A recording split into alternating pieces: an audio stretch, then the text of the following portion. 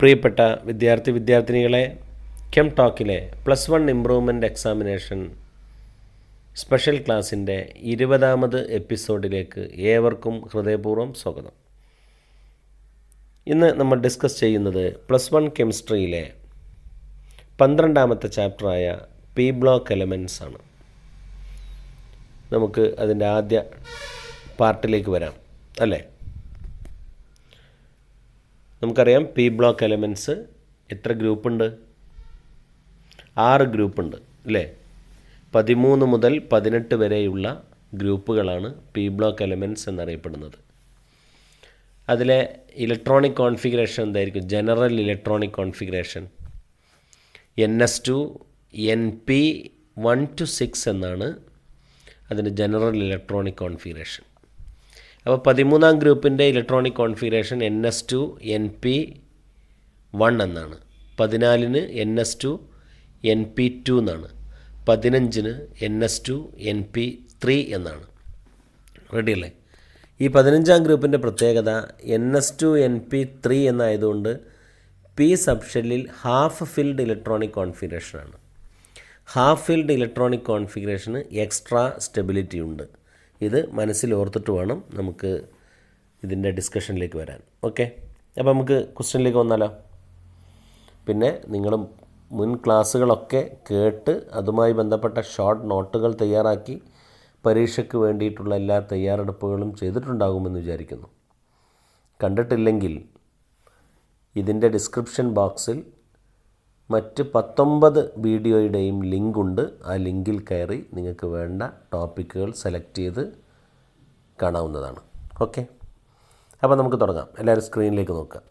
ആദ്യ question: name the colourless toxic gas that is produced when BF3 is heated with sodium hydride at 450 Kelvin.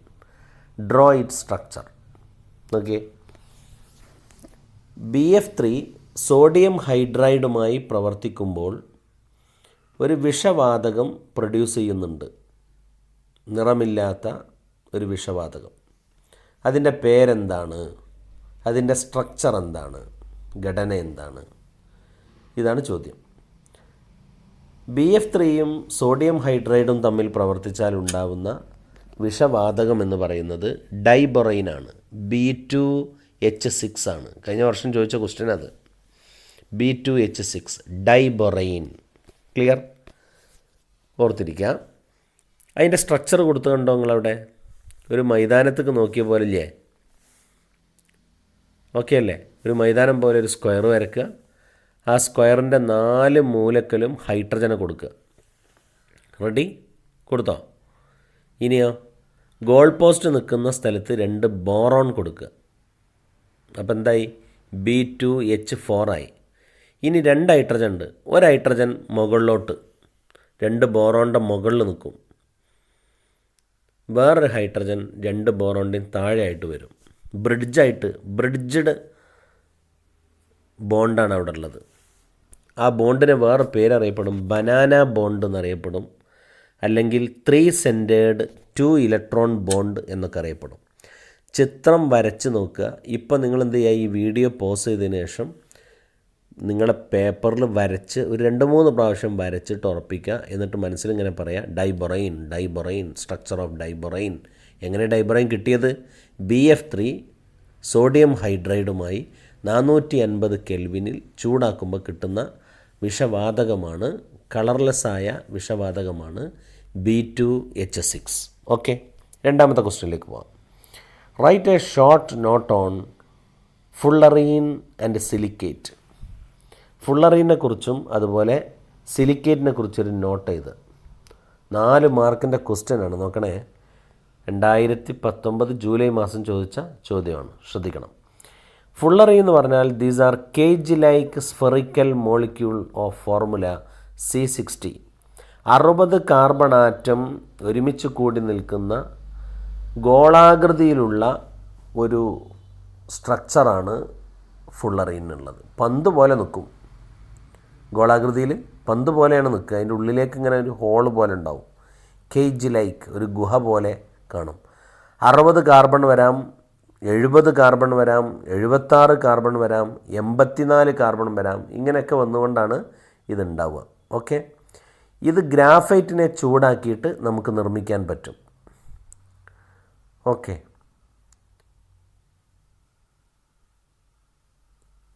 Clear? ഇനി silicate. Silicate എന്ന് പറഞ്ഞാൽ SiO4 silicate എന്ന് പറയാം. ഓർത്തിരിക്കുക, SiO4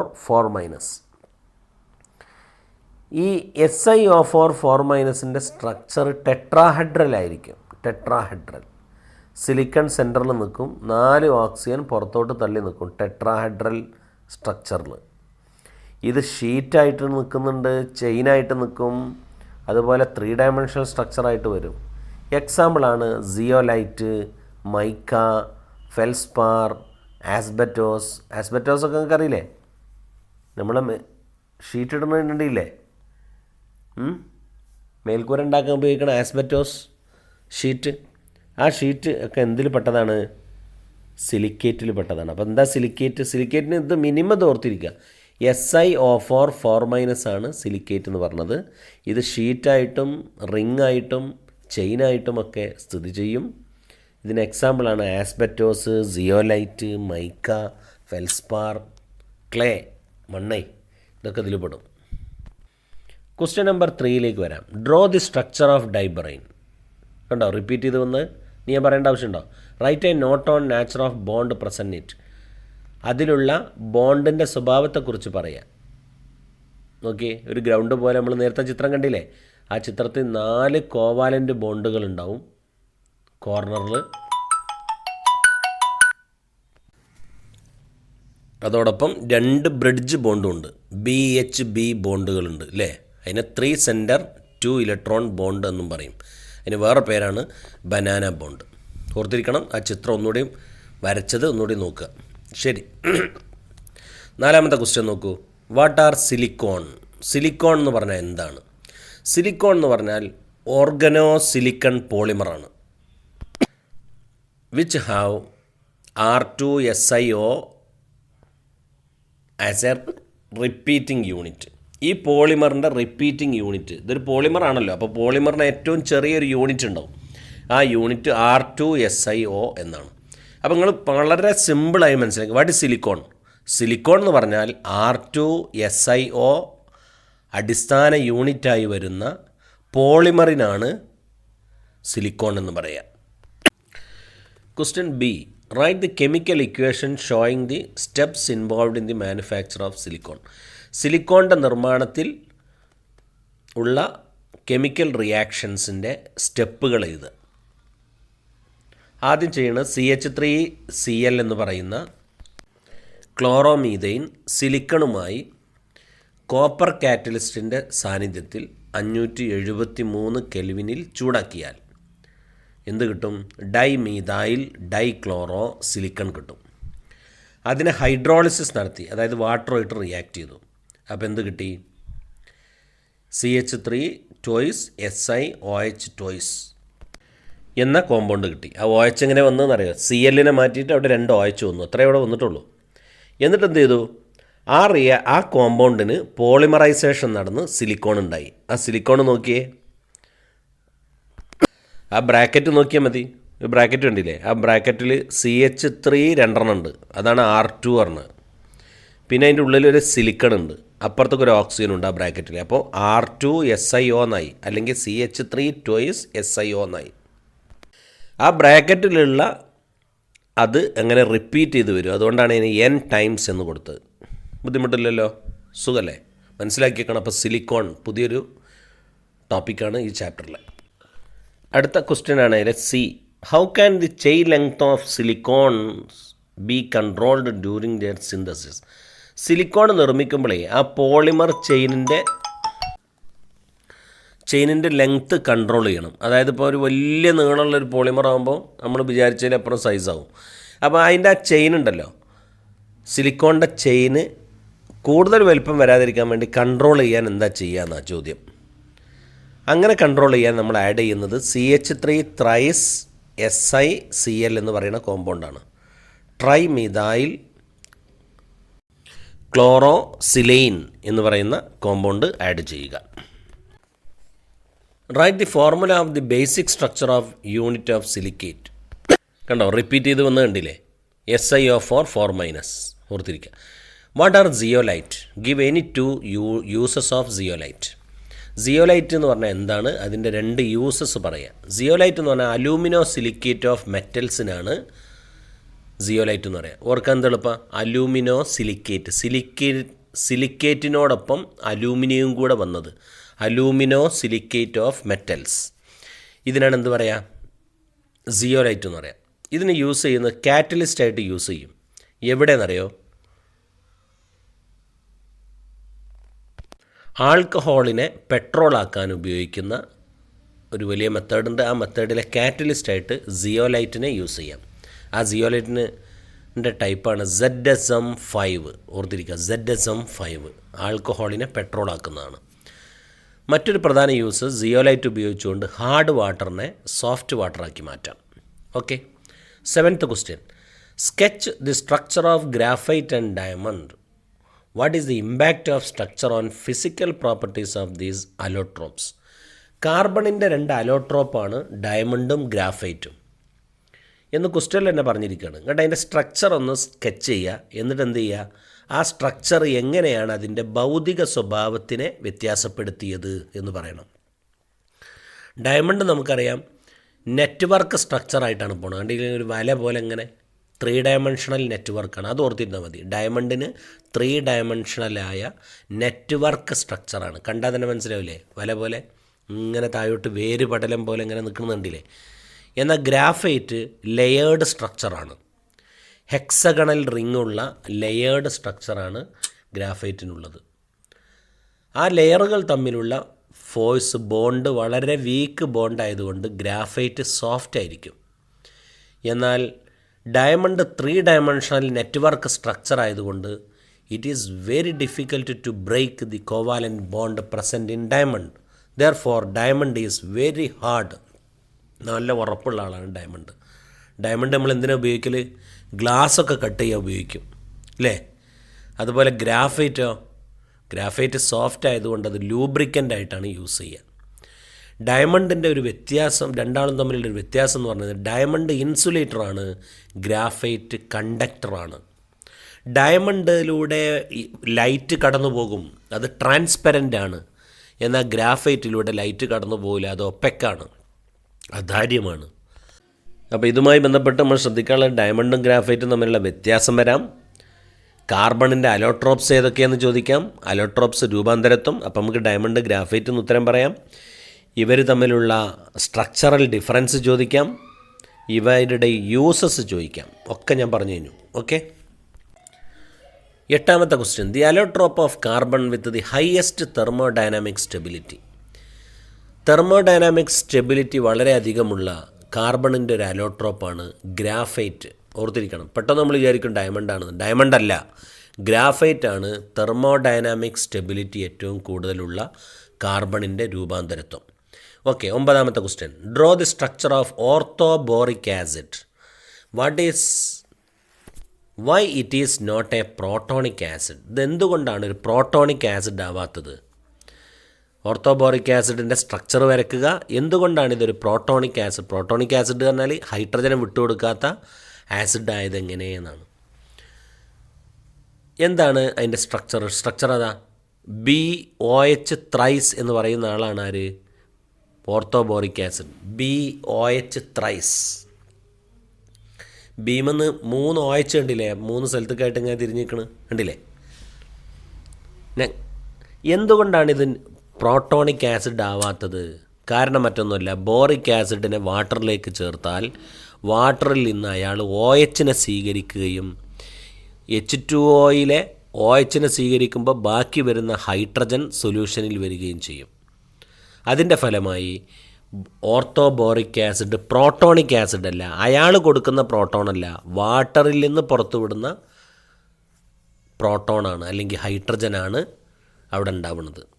അപ്പോൾ സത്യത്തിൽ ഓർത്തോബോറിക് ആസിഡ് ഹൈഡ്രജനെ വിട്ടുകൊടുക്കുന്ന ആസിഡ് അല്ല, മറിച്ച് അയാൾ OHനെ സ്വീകരിക്കുകയാണ് ചെയ്യുന്നത്. അതുകൊണ്ടാണ് BOH ത്രൈസ് എന്നുള്ളതോടൊപ്പം പിന്നെ വന്ന് കണ്ടില്ലേ BOH 4 ടൈംസ്. അപ്പോൾ ഓർത്തോബോറിക് ആസിഡ് OHനെയാണ് സ്വീകരിക്കുക, ഹൈഡ്രജനെ വിട്ടുകൊടുക്കുകയല്ല ചെയ്യുന്നത്. അപ്പോൾ OHനെ സ്വീകരിക്കുമ്പോൾ ഓട്ടോമാറ്റിക് അവിടെ ഹൈഡ്രജൻ ഉണ്ടാകും. അതുകൊണ്ടാണ് ഓർത്തോബോറിക് ആസിഡ് അസിഡിക് പ്രോപ്പർട്ടി കാണിക്കുന്നത്, അല്ലാതെ ഹൈഡ്രജനെ വിട്ടുകൊടുത്തിട്ടല്ല. ആ ഇക്വേഷൻ പഠിച്ചു വെച്ചാൽ മതി. അതവിടെ ഇക്വേഷൻ ഇതാ, അല്ലെങ്കിൽ ഞാൻ ഈ പറഞ്ഞ കാര്യങ്ങൾ അങ്ങോട്ട് എഴുതി വെച്ചാലും മതി. 10ാമത്തെ question, explain any one method to preparation and structure of diborane. നേരത്തെ പറഞ്ഞില്ലേ ഡൈബറൈൻ ഉണ്ടാക്കണത് എങ്ങനെയെന്ന് നമ്മൾ നേരത്തെ പറഞ്ഞിരുന്നല്ലോ. BF3യും സോഡിയം ഹൈഡ്രേറ്റും തമ്മിൽ പ്രവർത്തിച്ചാൽ മതി. അവിടെ പഠിച്ചാൽ തന്നെ മതി, ഇവിടെ പ്രത്യേകം വേണമെന്നില്ല. ഓക്കെ, BF3 + സോഡിയം ഹൈഡ്രൈഡ്, അപ്പോൾ ഡൈബറൈൻ കിട്ടും. എന്താ അതിൻ്റെ സ്ട്രക്ചർ നോക്കി നിങ്ങൾ. 3 ക്വസ്റ്റ്യൻ. അപ്പോൾ ഈ 10 ക്വസ്റ്റ്യൻ ഡിസ്കസ് ചെയ്തപ്പോൾ 3 ക്വസ്റ്റ്യനും ഡൈബറൈനുമായിട്ട് ബന്ധപ്പെട്ട ക്വസ്റ്റ്യനാണ്. 11ാമത്തെ ക്വസ്റ്റ്യൻ അടുത്ത ജൂലൈ 2017 ചോദിച്ചു. വീണ്ടും diborane. Diborane is an electron deficient compound.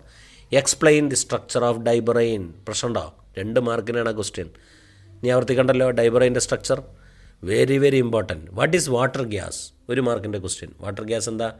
Mixture of carbon monoxide and hydrogen. അത് ആൻസർ അവിടെ.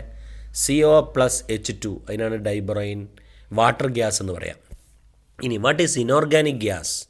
ഇനോർഗാനിക് ഗ്യാസ് എന്ന് പറഞ്ഞാൽ ബോറസിൻ ആണ്. ബോറസിൻ ഓർത്തിരിക്കുക, ബോറസിൻ. ഇനോർഗാനിക് ബെൻസീൻ എന്ന് പറഞ്ഞാൽ ബോറസിനാണ്. എന്താ അതിൻ്റെ ഫോർമുല? B3N3H6. B3N3H6.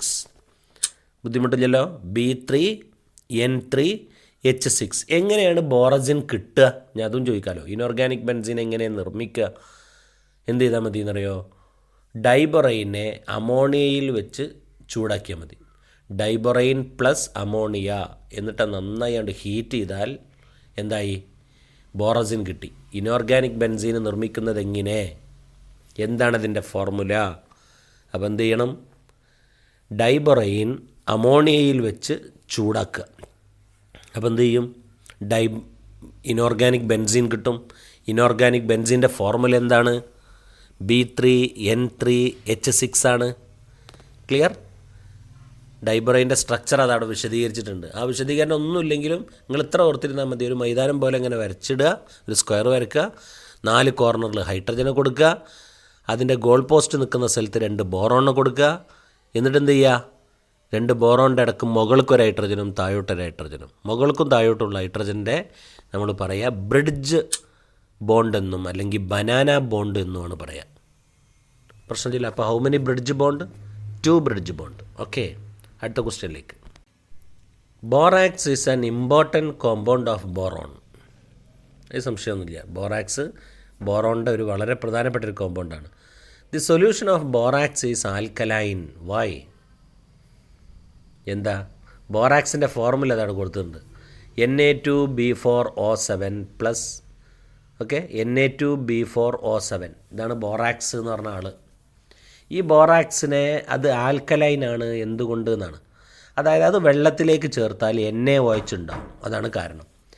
ഇവയെ വെള്ളത്തിൽ ഡിസോൾവ് ചെയ്താൽ NaOH ഉണ്ടാകുന്നത് കൊണ്ട്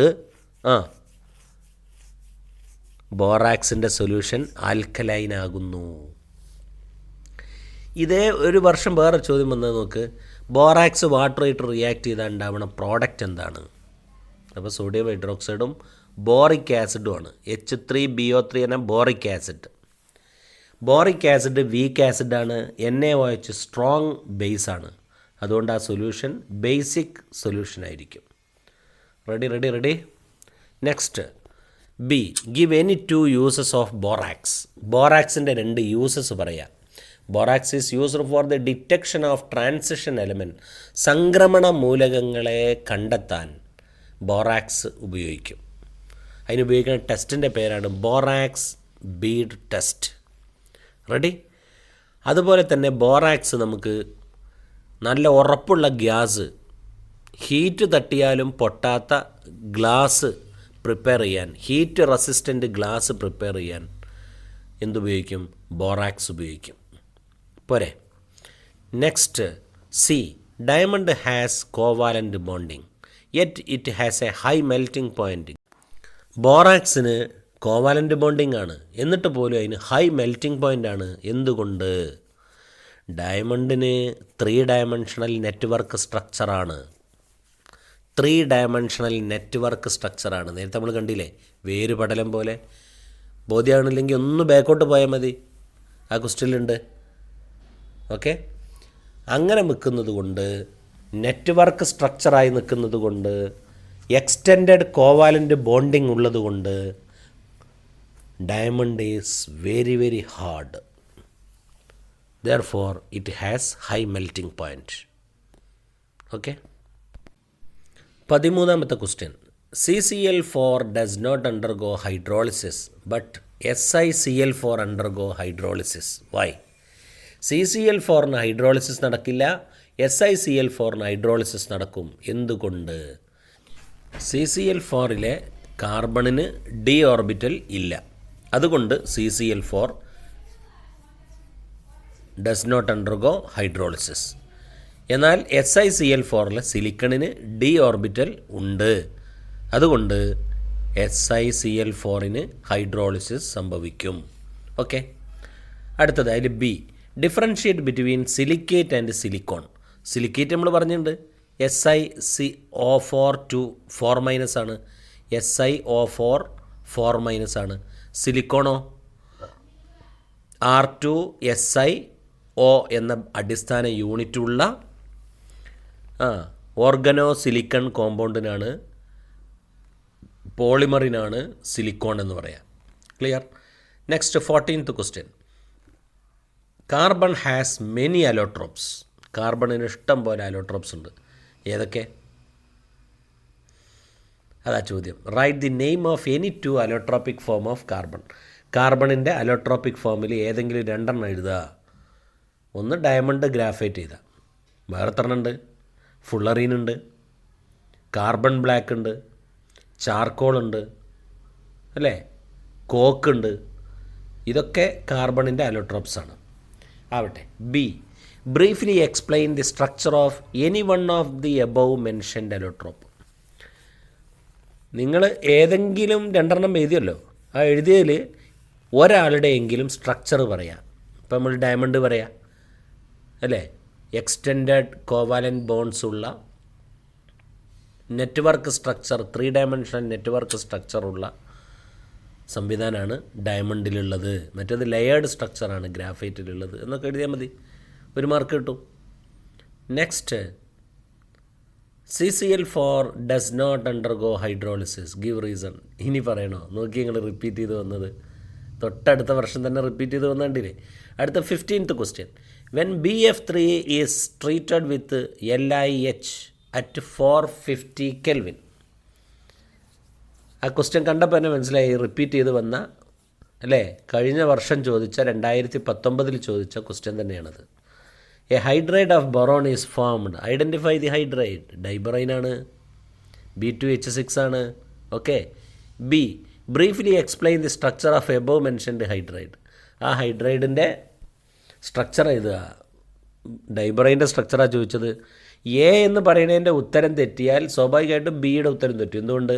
എ എന്ന് പറഞ്ഞാൽ ഏതാണ് കോമ്പൗണ്ട് എന്ന് ഐഡൻറ്റിഫൈ ചെയ്യണം. അത് ഡൈബറൈനാണ് എന്ന് ഐഡൻറ്റിഫൈ ചെയ്താലേ അതിൻ്റെ സ്ട്രക്ചർ ബിയുടെ ക്വസ്റ്റ്യൻ സ്ട്രക്ചറാണ് ചോദിച്ചത്, ആ സ്ട്രക്ചർ എഴുതാൻ പറ്റുള്ളൂ, അല്ലേ? ശരിയല്ലേ? അപ്പോൾ ഓർത്തിരിക്കുക, ഡൈബറൈനാണ്. ഡൈബറൈൻ്റെ പ്രിപ്പറേഷൻ്റെ മെത്തേഡാണ് ആ ക്വസ്റ്റ്യനിൽ തന്നിരിക്കുന്നത്. BF3 treated with lithium hydride at 450 Kelvin.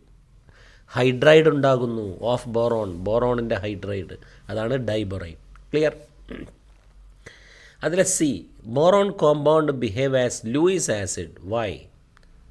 മറ്റൊന്നുമല്ല, ബോറോണിൻ്റെ കോമ്പൗണ്ട് ഇലക്ട്രോൺ ഡെഫിഷ്യൻ്റ് ആണ്, ഇലക്ട്രോൺ കുറവുള്ള ആളാണ്. ഇലക്ട്രോൺ ഡെഫിഷ്യൻ്റ് കോമ്പൗണ്ടാണ് boron compound.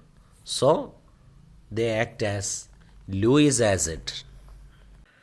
16th question. Orthoboric acid is an important compound of boron.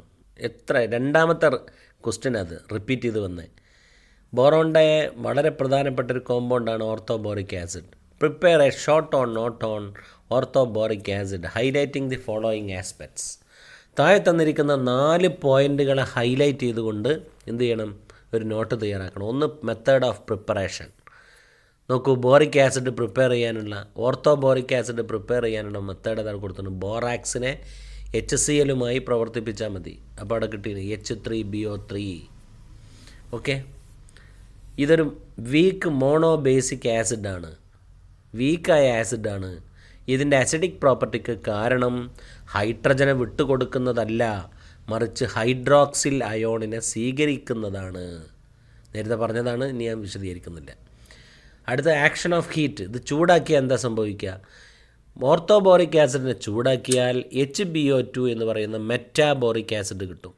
മെറ്റാബോറിക് ആസിഡിനെ വീണ്ടും ചൂടാക്കിയാൽ B2O3 എന്ന് പറയുന്ന ബോറോൺ ട്രൈ ഓക്സൈഡ് ലഭിക്കും.